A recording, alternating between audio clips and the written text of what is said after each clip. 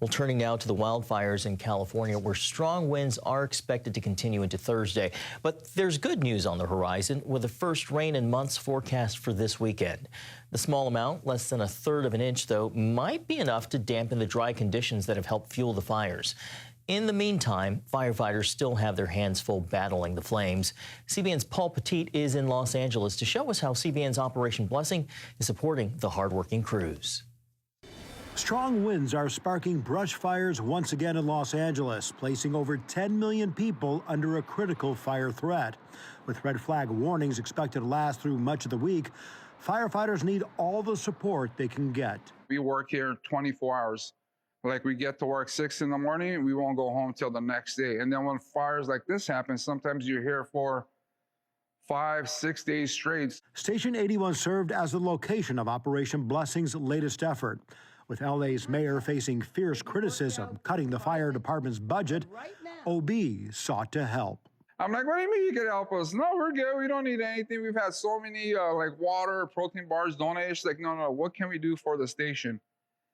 And we're not used to people asking, what can we do for the station? They immediately told us, we actually need tools. Our tools are so outdated and we have used them so much and we need to replace them. And so we decided to go over to Home Depot and get them what they needed. Operation Blessing also partnered with Youth with a Mission LA to help another station by putting together more than 100 first responder kits. I hope they feel full of hope, and know that they are not alone, that they can have people behind them. They're praying for them, they're supporting them spiritually and also materially. We should be the hands and feet of Christ to those that are in pain or hurting. The Bible says to weep with those who weep and rejoice with those who rejoice, to mourn with those who mourn, and this is part of that. When you're fighting a fire of this magnitude, you work long shifts, and there's no going back to the fire station for a full night's sleep before heading back out. No, sir. These brave firefighters are forced to sleep up in those hills next to an inferno.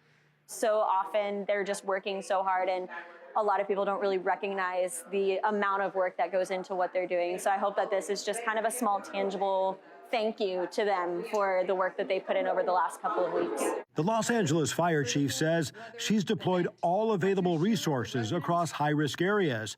And as long as that continues, Operation Blessing plans to offer available support.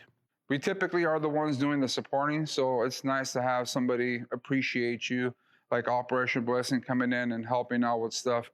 We're not used to it. We're usually on the other side of giving it, so it's nice. In Los Angeles, Petite, CBN News. It is so amazing to see, Gordon, that this devastation and suffering has galvanized so many volunteers to respond. It's wonderful what happens when we all come together to say, yes, let's make a difference.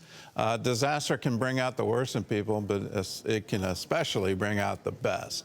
And all that you just saw in that report, if you're a member of the 700 Club, that's you in action.